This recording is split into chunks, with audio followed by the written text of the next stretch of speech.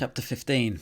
Very early in the morning, the chief priests with the elders, the teachers of the law, and the whole Sanhedrin made their plans. So they bound Jesus, led him away, and handed him over to Pilate. "Are you the king of the Jews?" asked Pilate. "You have said so," Jesus replied. The chief priests accused him of many things, so again Pilate asked him, "Aren't you going to answer? See how many things they are accusing you of." But Jesus still made no reply, and Pilate was amazed. Now it was the custom at the festival to release a prisoner whom the people requested. A man called Barabbas was in prison with the insurrectionists who had committed murder in the uprising. The crowd came up and asked Pilate to do for them what he usually did. "Do you want me to release to you the king of the Jews?" asked Pilate, knowing it was out of self-interest that the chief priests had handed Jesus over to him. But the chief priests stirred up the crowd to have Pilate release Barabbas instead. "What shall I do then with the one who you call the king of the Jews?" Pilate asked them. "Crucify him," they shouted. "Why? What crime has he committed?" asked Pilate, but they shouted all the louder, "Crucify him." Wanting to satisfy the crowd, Pilate released Barabbas to them. He had Jesus flogged and handed him over to be crucified. The soldiers led Jesus away into the palace, that is the praetorium, and called together the whole company of soldiers. They put a purple robe on him, then twisted together a crown of thorns and set it on him. And they began to call out to him, "Hail, King of the Jews!" Again and again they struck him on the head with a staff and spat on him. Falling on their knees, they paid homage to him. And when they had mocked him, they took off the purple robe and put his own clothes on him. Then they led him out to crucify him. A certain man from Cyrene, Simon, the father of Alexander and Rufus, was passing by on his way from the country, and they forced him to carry the cross.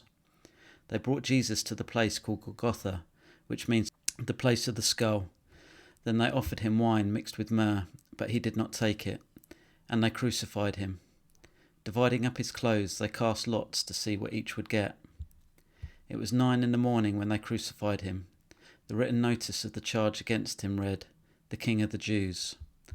They crucified 2 rebels with him, one on his right and one on his left. Those who passed by hurled insults at him, shaking their heads and saying, "So, you who are going to destroy the temple and to build it in 3 days, come down from the cross and save yourself." In the same way the chief priests and the teachers of the law mocked him among themselves. "He saved others," they said, "but he can't save himself.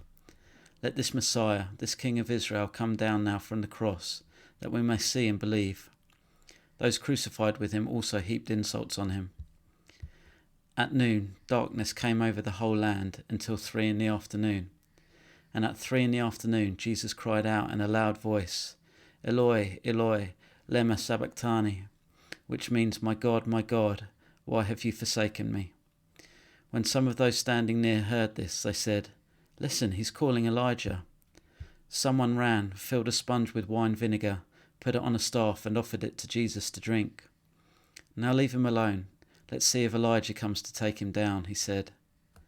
With a loud cry, Jesus breathed his last. The curtain of the temple was torn in 2 from top to bottom, and when the centurion who stood there in front of Jesus saw how he died, he said, "Surely this man was the Son of God." Some women were watching from a distance. Among them were Mary Magdalene, Mary the mother of James the younger and of Joseph, and Salome. In Galilee, these women had followed him and cared for his needs. Many other women who had come up with him to Jerusalem were also there. It was preparation day, that is the day before the Sabbath. So as evening approached, Joseph of Arimathea, a prominent member of the council, who was himself waiting for the kingdom of God, went boldly to Pilate and asked for Jesus' body. Pilate was surprised to hear that he was already dead. Summoning the centurion, he asked him if Jesus had already died. When he learned from the centurion that it was so, he gave the body to Joseph. So Joseph brought some linen cloth, took down the body, wrapped it in linen, and placed it in a tomb cut out of rock. Then he rolled a stone against the entrance of the tomb. Mary Magdalene and Mary the mother of Joseph saw where he was laid.